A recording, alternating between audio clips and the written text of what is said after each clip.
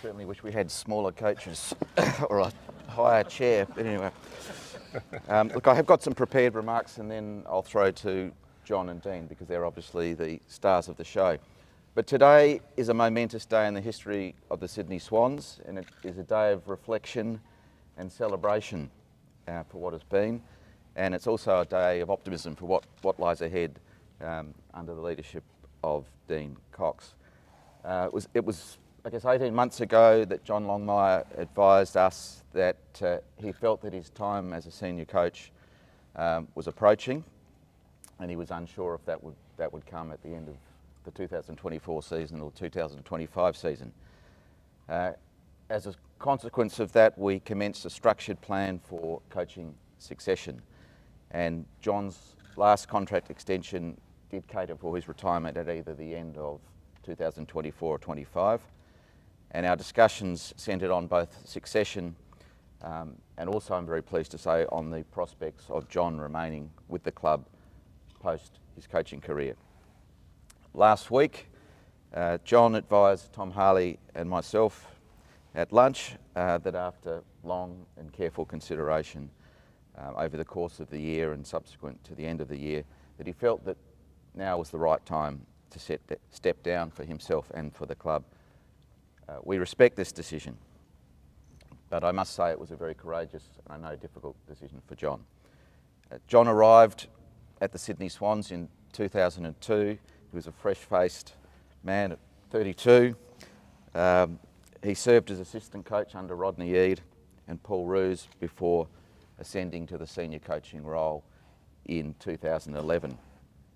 And over his 14-year tenure, the longest coaching tenure in the Sydney Swans' 150-year history, John coached 333 games with a winning percentage of 63%, and he guided the club to finals in all but 2 seasons.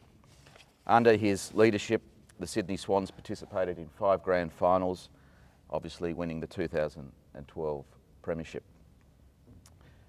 This represents a strike rate of better than 1 in every 3 years, making the big dance over his 14-year career, and I can only say it is clearly a remarkable achievement, John.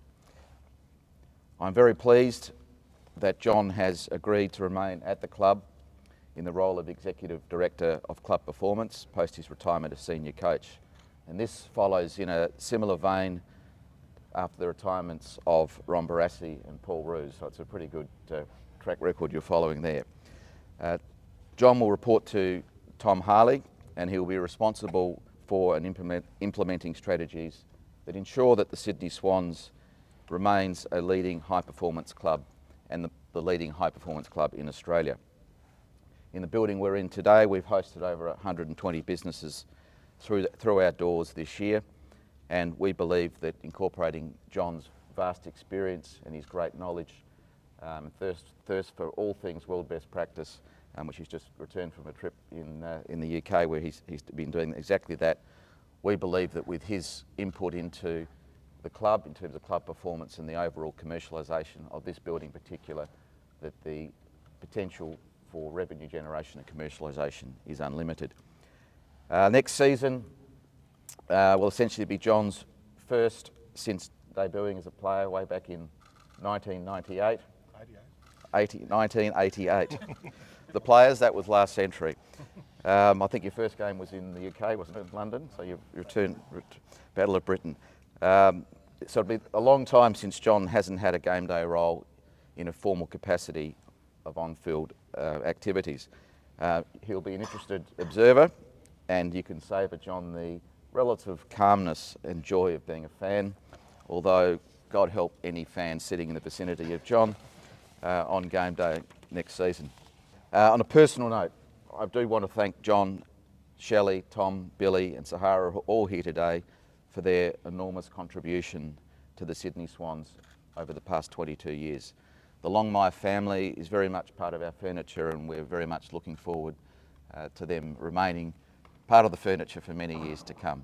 We love you, and we thank you for everything you've done, particularly Shelley. Your support of John and the club has been extraordinary. Relatively few AFL coaches managed to carry their bat. And John, you've done that with absolute distinction. Well, as one door closes, another opens. And I'm delighted that, as we all know, that Dean Cox has been offered and accepted the position of senior coach of the Sydney Swans, effective immediately, for a initial contract term of 4 years. We'll see you in 14 years, Dean. Whether I'll be here is another thing. When we open this facility that we're in today, John Longmire, he's always interested in all aspects of the club. He suggested that the words that are emblazoned above the gym to my right, "Take the baton." And today, Dean Cox does just that. Dean joined the Sydney Swans in 2017 and has impressed us with his natural leadership and coaching qualities. And we all have the highest confidence in Dean and the club's future under his leadership. Dean's many years as an assistant coach represented the most thorough interview process possible. He came through with flying colours, and he was the natural and unanimous choice of the board. Together with John Longmire, Tom Harley, Leon Cameron and I held discussions with Dean over the course of the season past regarding his appointment as our next senior coach. You're a delight to deal with, you're enthusiastic, and your vision for the club shone through. Last week, when John advised us of his decision, Tom has finalised, along with Leon, Dean's contractual terms, and we're delighted to welcome Dean Cox as our senior coach. And I'll now pass over to the man of the moment, John Longmire. I called Bud last night and said, I asked Bud to come down and do this press conference so I could get on a plane and go to the Gold Coast. And he actually thought I was serious. But thank you for those kind words, and thanks for everyone turning up. But I'll give you a bit of background. I always thought that this would be my last contract at the Sydney Swans.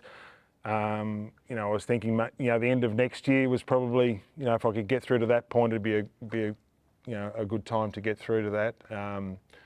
It would have worked out well with a family. My daughter was finishing school, and thought that was a good time. I thought, maybe 15 years, 23 years on the coaching staff is a fair go. I also started, over the last 18 months, as Andrew said, started talking to them, and I'd always been interested, and as Andrew mentioned, we'd always talked about something beyond coaching, and I'd always been interested in that. And about 18 months ago, I said to Tom and Andrew, I'm not sure whether I can get through the end of next year, and so we sort of said, see how we go. And I was really fortunate this year to see the progression of the team play some of the best football I think we've ever seen for this footy club. And about halfway through the year, the team was going unbelievably well, playing some incredible football. We were playing in front of sold-out crowds every week. The membership was going berserk. The feeling at the SCG was enormous. And I said to Tom at that point, I'm not sure whether I can get through the end of next year. And he said, maybe we'll park it. And Tom and Andrew suggested that we'll talk about the end of the year. And towards the end of the year, I thought, maybe I can. Maybe I can and get through to the end of the year. Maybe I can get to the end of 2025. As what always happens after any season, every coach goes into a mode of, you take a deep breath and you go. And I really appreciate the time that Andrew, yourself and Tom gave me to think it through and to think what's best for myself and for the football club going forward. And, whilst my head was sort of trying to talk myself into keep going to the end of next year, my gut was saying that's about enough. And, it's time to rest, time to reflect on what I've been a part of to this point in time, and time to re-energise. And probably the only way I could properly do that would be to stop. And I couldn't help but thinking, as we sit in this magnificent facility, once again, the record crowds, record membership, gun team, I thought, if I'm going to do it, probably now's the time to do it. And, always always had a dream of making sure that I'd be able to hand the club over in as good a position as I could possibly do it. I was really fortunate under Paul Roos to be able to get the reins to a pretty good club, and Richard Collis and Andrew Ireland, who I also want to thank, who played a big part in that. The club was in great nick then. Even though we were going into compromised drafts, I'd always thought that the stability of the club was one of the great strengths. I've known Andrew for 22 years. We started at the same time. And so, I've been really fortunate to make that decision, and I'm really fortunate. I think the club's in a really good space. I'm so excited for Coxie. There's nothing better than when you start off the journey. We caught up how long ago, Coxie? 7 years. 7 years ago, and we had a coffee, and between the two of us, we ate a fair bit, and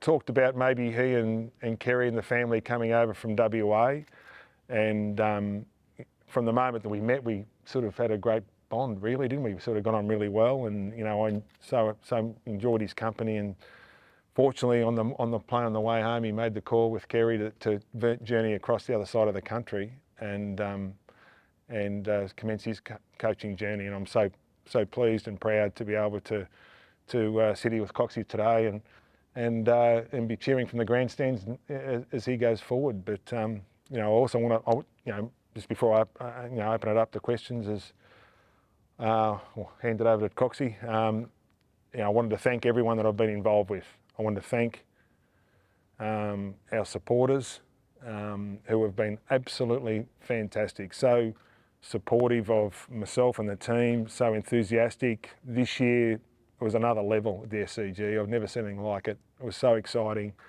I want to thank those people who were able to support us for so long. Hopefully we've given a bit back and you've been able to enjoy the ride as well. I want to thank the board, all the board and the CEOs that I've been under. It hasn't been too many, and I think that's been a real credit to the people that have been involved off the field at the Sydney Swans. I'm going to thank all the staff that I've worked with, coaches and footy department staff, commercial staff, the whole membership, the whole football club. Recruiters, Kinnear Beatson, I've had a wonderful relationship with him over a long time. I just feel so fortunate that all those people I've been able to meet and get to know so well over a long time. And I also want to thank, most importantly, the playing groups that I've been able to coach. It's such a thrill when you sit down and you watch a bit of vision of an 18-year-old kid, and you're not quite sure. He's certainly not quite sure what his journey is going to be about, and you're not quite sure.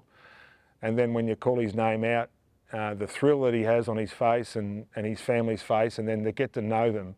And I've been so fortunate to get to know so many generations of players to come through this club. Start as 18-year-old kids. I saw them play at 17, saw their vision. Come through as 18-year-olds, we draft them. And then there's a couple here today. You get to the end of their career, you enjoy their career, you get to know them really well, their families, and then you see them go out the other side with kids. And fortunately, I've got a great relationship with a lot of them to this day.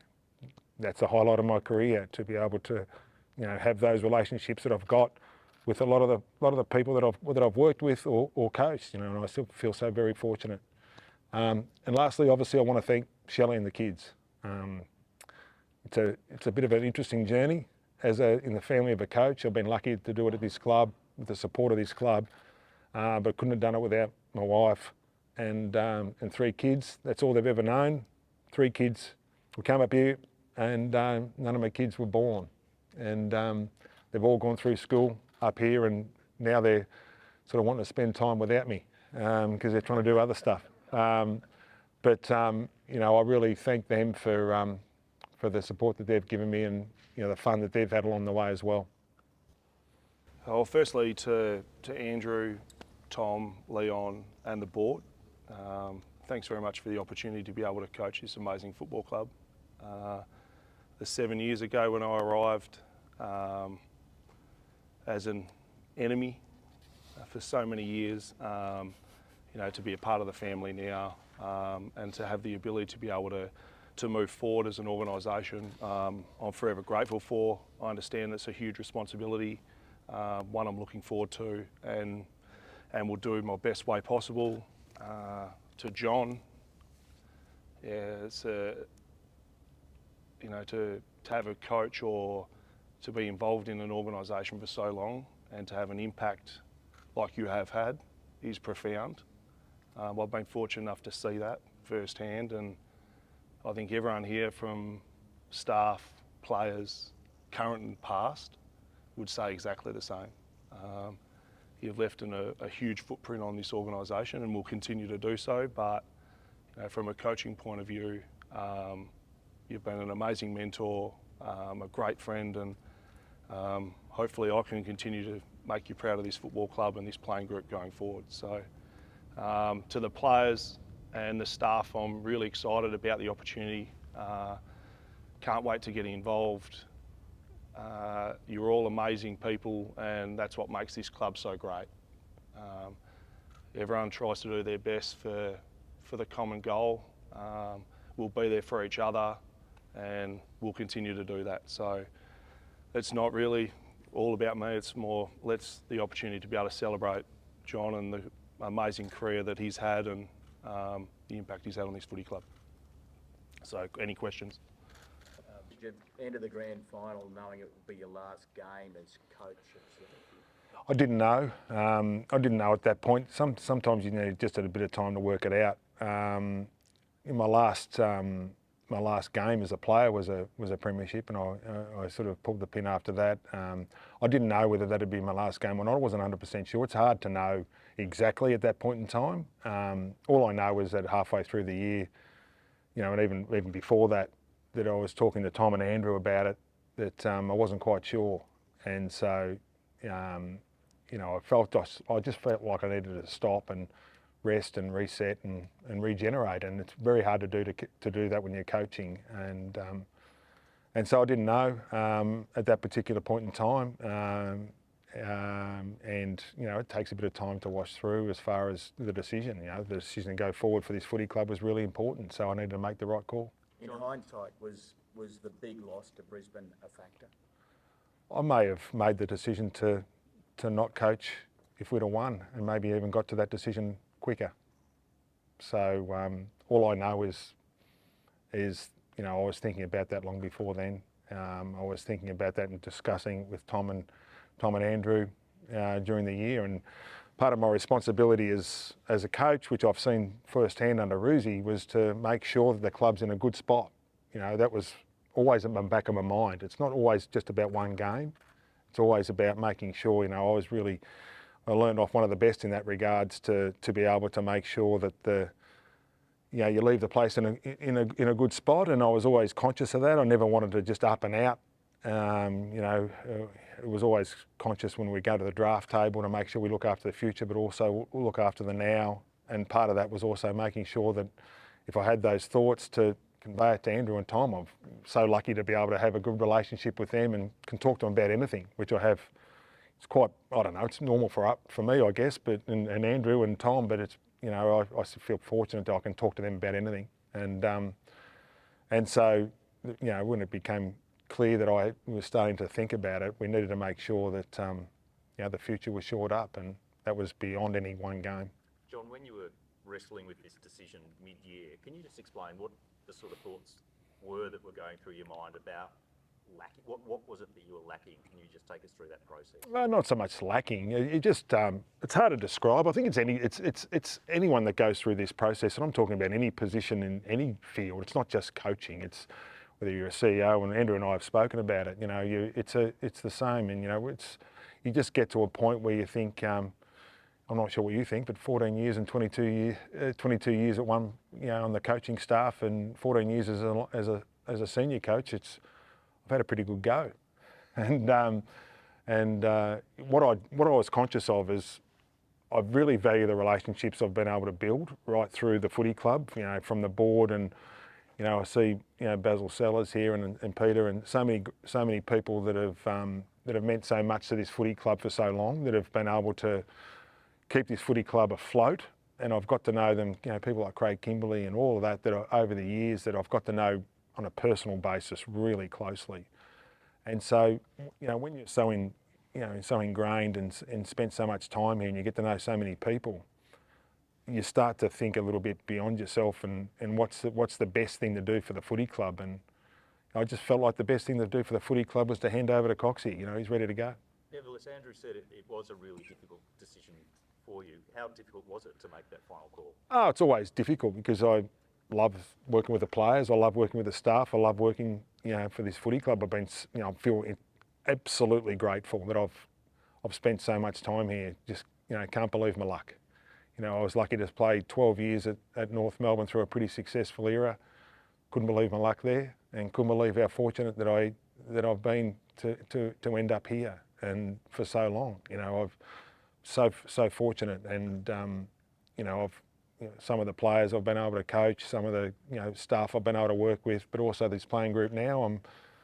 They're a wonderful group.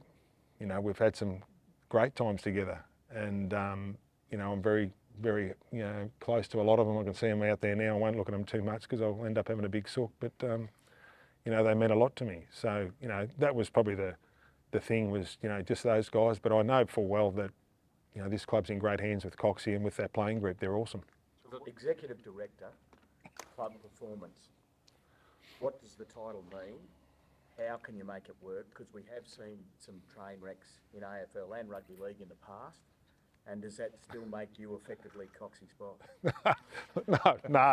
No, it doesn't. No, it doesn't make me Coxie's boss. No, that's not going to happen.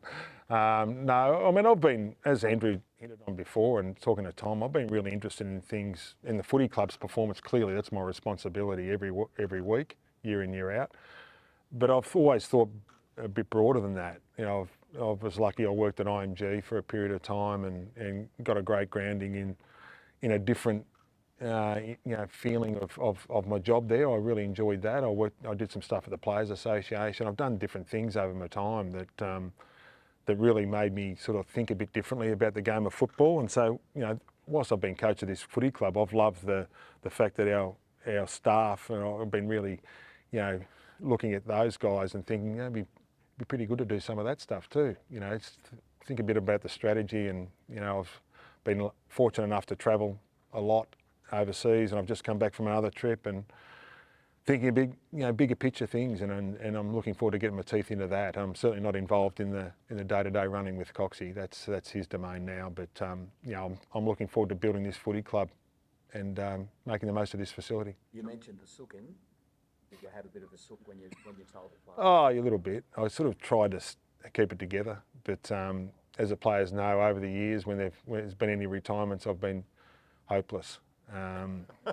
So that was my biggest fear going in to talk to them is people don't understand I'm underneath it all. I'm pretty soft, and so I'm a bit of a softie.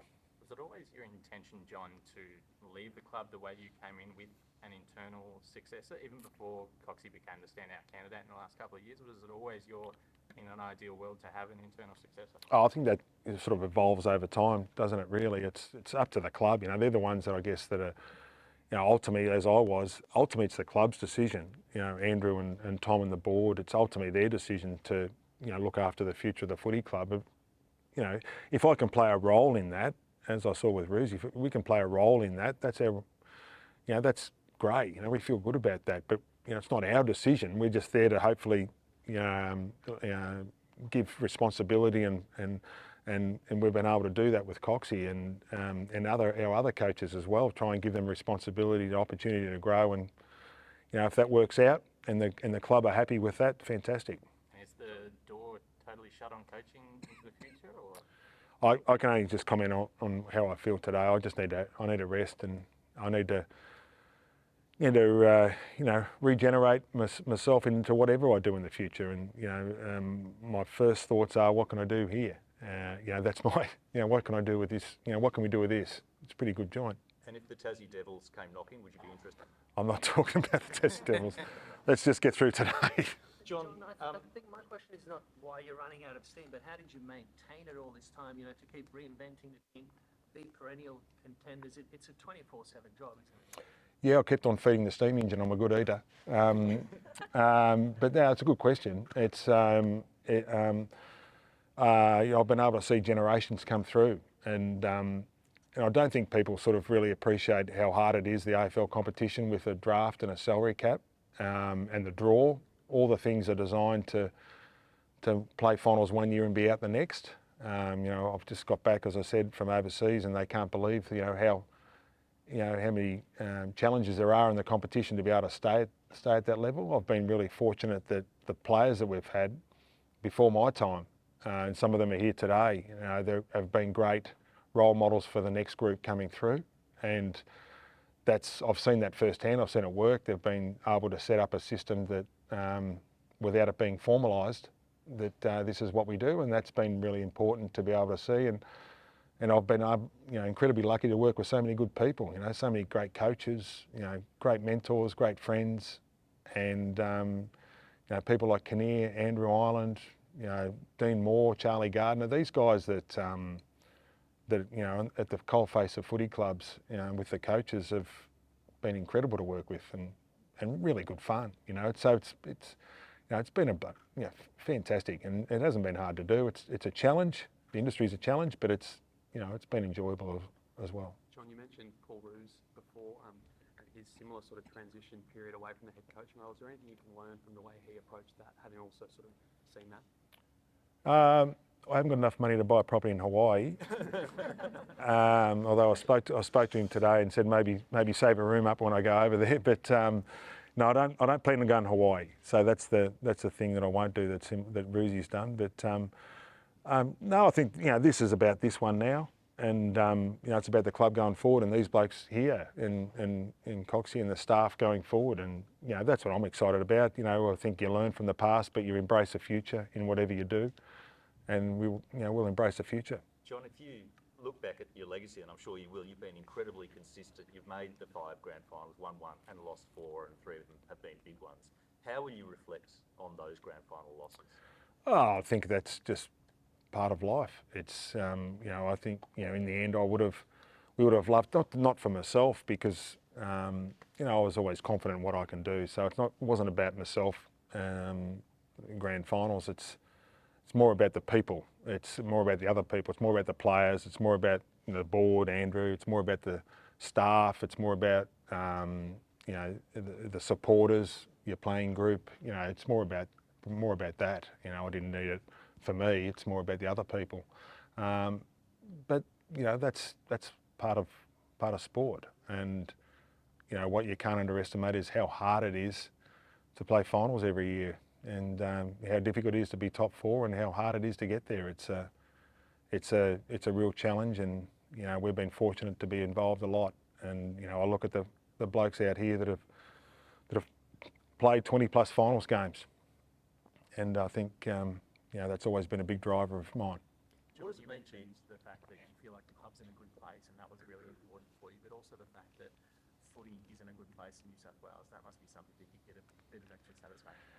Yeah, I was born in New South Wales, and played footy for New South Wales, and so that's one of the other drivers for me, is seeing the growth of the game up here, certainly at the high level. I think we've still got a bit of work to do at the community level, but if you look at what's happening at the SCG, it's just extraordinary and so much fun. And I think that's I take great pride in that. There's many times I've walked back here this year to this wonderful facility along Driver Avenue and talked to the supporters and just thought, how good's this? This is in a really good spot. Would you say you're most proud of the growth of footy in the state over that 2012 premiership? Oh, I think that's the evolution of the game up here has been critical. It's the most competitive sporting market in the world.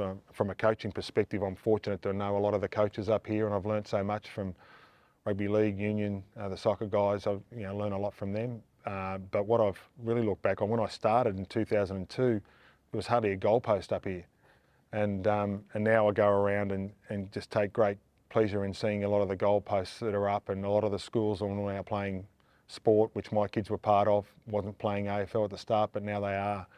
That's been great to see. And we haven't been about competing with other sports up here. It's about giving an option, and my kids played every sport, and I think AFL as an option is a legitimate option now for people in Sydney, and I think that's fantastic. Probably just a few more, guys. Dean, we've heard John say that it was about 18 months ago that he proposed the club thinking about finishing up in 24 or 25. When did you sort of become aware of the possibility that there might be a job coming up at the Swans? I think one thing the footy club's always done is try and develop the people that are within it, whether it be the footy department or anyone within the four walls of this organisation. And I saw John's known for a period of time, probably as a footy club, that always wanted to be a senior coach, hence the move over from WA. It was a big one for our family at the time, but it was one you had to do. So, you know, we've had constant dialogue with the footy club and with John all the way through it. The opportunity that I was presented, certainly towards the end of last year, to be able to do the off-season, sit with John and go through the recruiting phase, draft, staff hiring process of getting a program ready, and then the ability to be able to do it again this off-season. You know, as a testament to John to allow that to happen, to promote and help his people. But yeah, we've sort of stayed in constant dialogue all the way through, and the possibility arose, and I'm really excited about it. When you knocked back the Eagles, Dean, in August, I think it was, this year, did you have an inkling that this sort of succession plan was about to happen? No, there was no sort of, there was nothing in place through that process. So mine was a family decision. The ability to really enjoy where we are as a family, and with the possibility of hopefully coaching this great club in one day. So yeah, there was nothing sort of documented. I told West Coast through the process once, and that was it. So from there it was about trying to make sure that we're the footy club that we needed to make sure that we could play our best footy through that process. And if this was to eventuate, great, it has, and I'm looking forward to it. Do you feel there's a need to do anything different? You've been part of the system here, and apart from the grand final, it's worked beautifully, hasn't it? Yeah, I think that's one thing that, you know, I'm extremely proud of this organisation, is the sustainability of performing at the highest level. And our players produced some amazing football this year, and something we're really proud of. So we want to make sure that we can consistently do that. There'll be some little tweaks that I do differently than John, but you know, overall, it's a well-run footy program. It has been for a long time, and we'll make sure that we give the players the best chance that they can continually perform, improve, and enjoy their time together whilst they're here. What does it mean to you to get an opportunity to coach a club, and it's obviously something you've aspired to for a long time? What does it mean to you? Yeah, when last Tuesday came, it was, and when the opportunity, it's a massive thing for myself and our family. You know, I suppose my playing career ended, and when it finished, I was all about how can I try and help players experience what I experienced. So for me, I got the opportunity to be able to play in grand finals and play at an amazing football club and learn from when you first got there to when you left with a young family. So for me, it's about trying to make sure that they have an experience that they play some really good footy, they enjoy it, doing it together, and then when they leave, hopefully their life's set up that they can go into the next phase of their life. So I couldn't wait. Johnson, there's a huge audience here for you. It's not just the players, it's obviously all the staff members of the club. What does it mean to you to have so many people come here to effectively say goodbye to you in this role? Oh, they're here for Coxie, I think. I don't think they are. No, well, you know, it's really hard to, you know, just talk about me, you know, as I've sort of, you know, I guess I feel a little bit awkward about it, to be honest. You know, I've always enjoyed the fact that I've been coaching this footy club. You know, I just can't believe how fortunate I've been.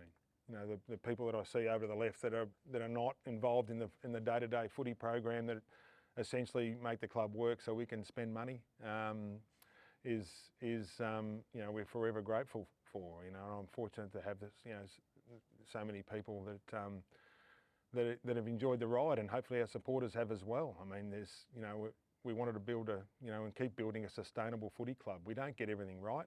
We make plenty of mistakes, but hopefully we give our staff, our players, and most importantly our supporters a chance, and hopefully most years they feel like they can turn up to the footy and think they're a chance.